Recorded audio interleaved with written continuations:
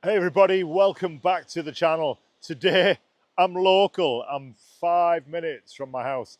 Not had to go too far at all to tell you a story, a tale that I've it's almost like a fairy tale in many respects. But I've wanted to tell this story since I started this channel, since I started my e-trips. And today it's a beautiful day. It's the 20th of August, it's 20 degrees Celsius, almost 70 degrees Fahrenheit. I'm going to have a stroll along this iconic, beautiful, golden miles of beach here, Seaton Carew Beach, and I'm going to tell you a real gem of a story. Stay with me today, you're going to enjoy this one.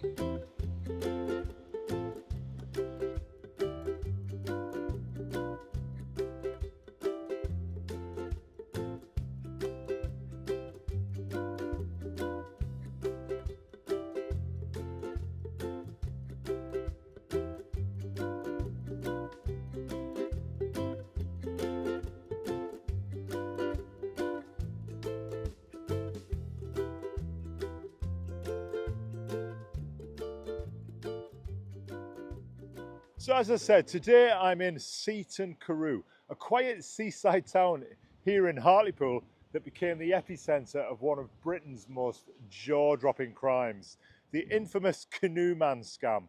Now if you're local, you'll probably know the story all too well, but for those who don't, let me take you on a journey into a tale so outrageous it could only be true.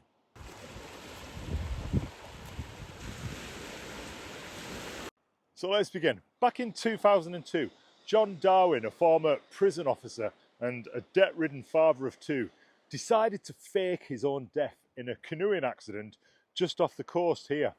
Now the idea was to cash in on a hefty life insurance payout, solve his financial troubles and live happily ever after with his wife Anne.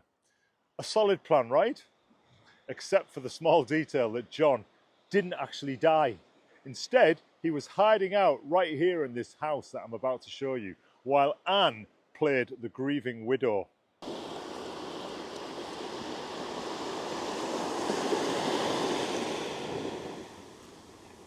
So for 5 years, John lived this bizarre double life.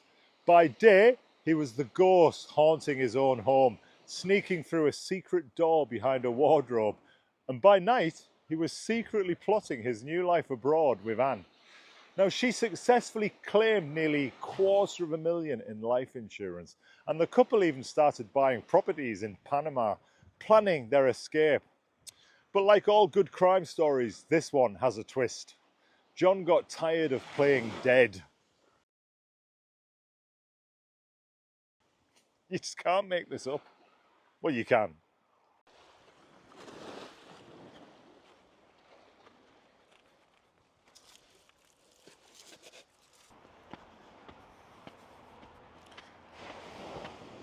In 2007, John walked into a London police station claiming that he had no memory of the previous 5 years. Convenient, right? But here's where it gets really good. Just as John was being welcomed back by his shocked family, a photo surfaced of him and Anne grinning like Cheshire Cats in Panama. It turns out their reunion was just as fake as John's death. Fascinating story, isn't it, guys? Come on, we're not done yet. Let's keep walking towards the house, and I'll tell you more as we get closer to the house where John and Anne resided during this infamous case in British history. Once the truth came out, the Darwins were arrested and their grand plan sank faster than John's canoe. In 2008, John was sentenced to 6 years and 3 months in prison for fraud, while Anne received 6.5 years for her part in the scheme. Both served about half their sentences before being released.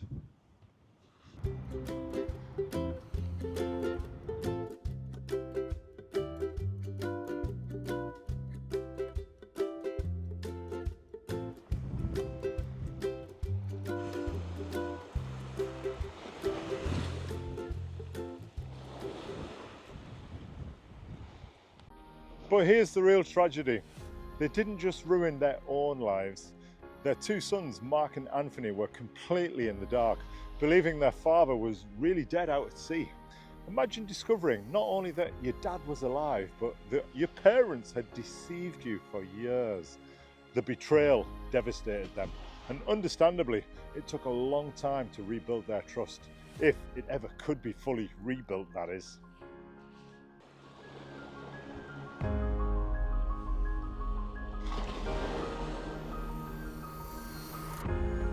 Now these days, John and Anne are living separate lives.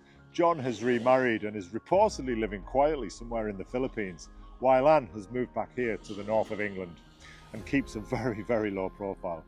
Their story, though, it has to be said, has taken on a life of its own. It's been adapted into the ITV drama The Thief, His Wife and the Canoe, with Eddie Marsden as John, and even a film called Canoe Man starring Bernard Hill. Now, this once quiet town is pretty much now forever linked with one of the strangest crime capers in recent history.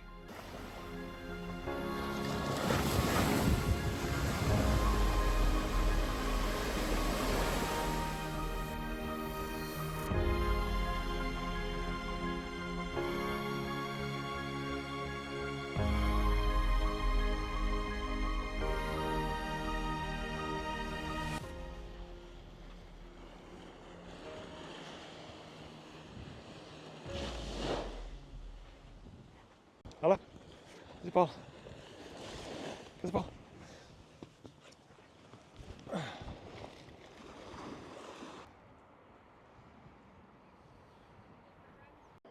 So here we are outside the now infamous home where John and Anne Darwin hatched their wild canoe scam. Now this ordinary looking house, the one that you can see there to the right of the house with scaffolding, was ground zero for one of Britain's most notorious frauds. While the world believed John was dead, he was actually living right here, hidden behind a secret door in a small room. 5 years, Anne carried on as a grieving widow, collecting life insurance and fooling everyone, including their own sons. Now behind these walls, John would sneak around while Anne kept up the charade. The audacity of it all, it's just almost unbelievable. But as we now know, no secret stays hidden forever. What started as a desperate scheme to escape debt turned into a national scandal right here in this very house.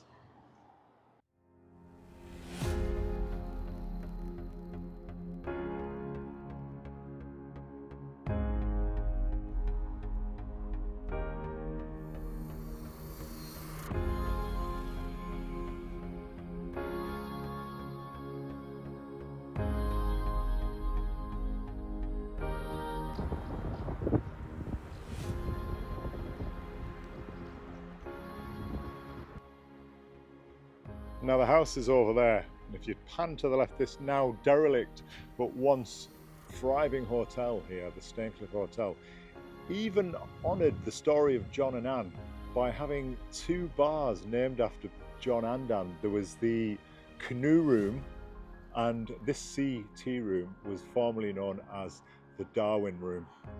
Now who says crime doesn't make you famous?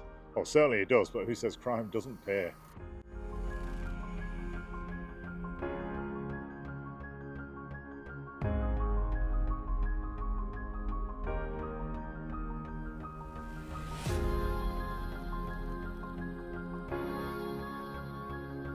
Now the house is part of a terrace behind me here, so I'm going to be respectful. I'm going to keep my distance because people do live in these properties, so I ain't going to encroach too much further than I am right now. But it's amazing to think that the crime of the century unfolded in that very house. And John went from one of the attic rooms up there into the next house to avoid capture.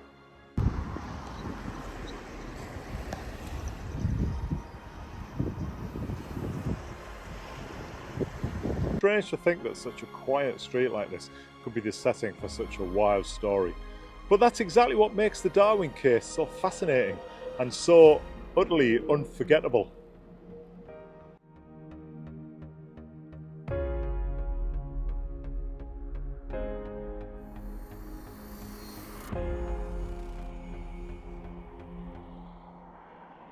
So there you have it, the wild and weird saga of John and Anne Darwin. A story of lies, deception and a not so watertight plan that has kept people talking for now over 2 decades. Who knew that behind this serene seaside town lay the setting for one of the most bizarre scams ever? Now, if you've enjoyed this dive into true crime, be sure to like, subscribe, and join me next time as I uncover more curious tales from around the UK. Thanks for watching, and until next time, keep wondering and keep wandering.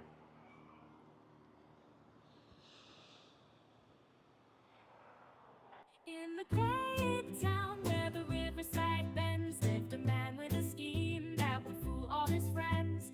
John and Anne, with a plot so sly, thought they'd outwit the world with a well-crafted lie. Oh, they dreamed of riches far from home,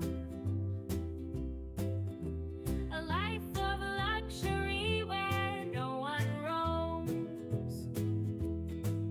But the great escape was built on sand, and the waves would wash away their plans. One misty dawn, John paddled away, left his life behind, let the rumors play. The papers cried tragedy and men overboard, while Anne held the line, never showing the fraud. Oh, they dreamed of riches far from home,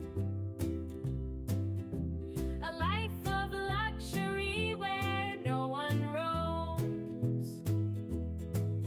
But the great escape was built on sand, and the waves would wash away their plans. In Panama's heat they tried to hide, but shadows grew longer and truth was their tide.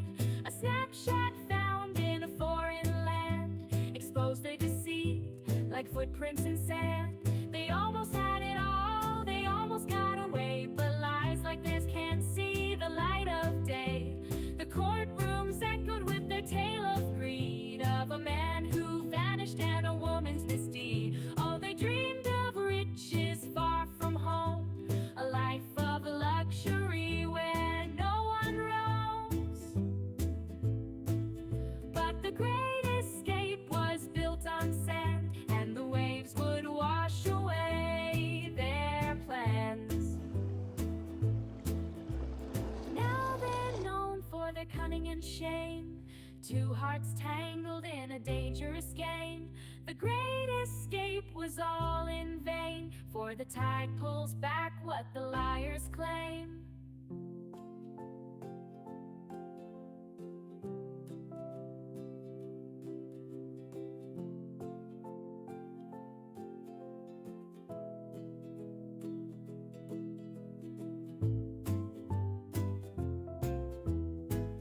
In the quiet town where the riverside bends, lived a man with a scheme that would fool all his friends. John and Anne